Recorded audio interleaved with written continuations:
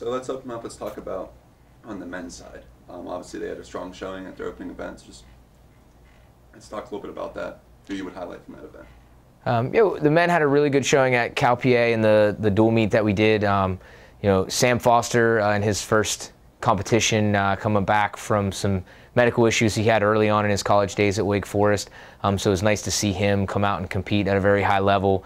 Albert and Colin picked up right where they left off last year at the end of the spring and had great showings. And then Jake Henley, as a freshman, really stepped up into that number 4 spot and had a really good meet. So we still got some gaps to fill, and having Chris Estrada, who's our number 5, get him back healthy in a couple weeks, and the guys' team should be ready to roll here when it's championship time.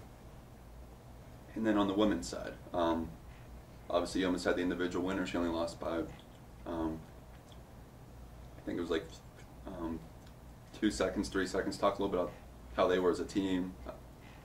Yeah.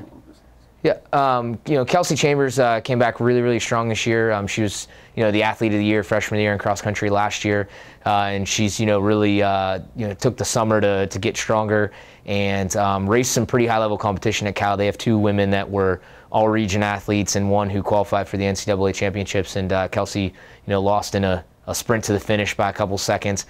So, to see her do that really puts her in the mix, hopefully, at the regional level, maybe as someone to go on to the NCAAs. And then Fallon Doyle, kind of was right where we expected her to be as a freshman, not too far back from Kelsey.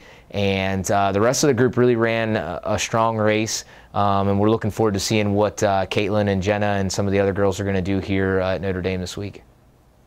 Nice. And then here in this, over the weekend, you had your inter-squad scrimmage. Mm-hmm. I've always said that having inter-squads always work because it's almost like everyone has motivation off of each other. Is there anything you learned in the inter-squad, or how did it help your team? We learned a few things. We kind of challenged the kids at the beginning of the week to go after each other and see who could step up and maybe change the order of what they had normally been running. And we set up the teams so that everybody heading into the meet was tied on the 3-person team. So all the point scores were exactly 29 points heading in. And then we wanted to see, how that would shake out. And, there were some changes in the scoring. A few kids stepped up. Caitlin Workman ended up finishing second for the women's team. In front of Fallon, which, she had stepped up there. And even a couple of the guys ran, some great races and, kind of changed the order of things as well. And then lastly, looking ahead, obviously this weekend you have Notre Dame, is where you're traveling to. Any expectations there, or what are you looking for as a team? It'll be our first time to run the full collegiate distances this year, so the expectations are for us to kind of use this as getting our feet wet to competition and and seeing kind of where we are at the full distance. But obviously for some of the top kids, like, they have some pretty high expectations and they want to get out there and mix it up and see how fast they can run. It's a pretty good course, pretty flat, and the weather looks to be nice at this point. So we're looking for a chance to run pretty well this weekend.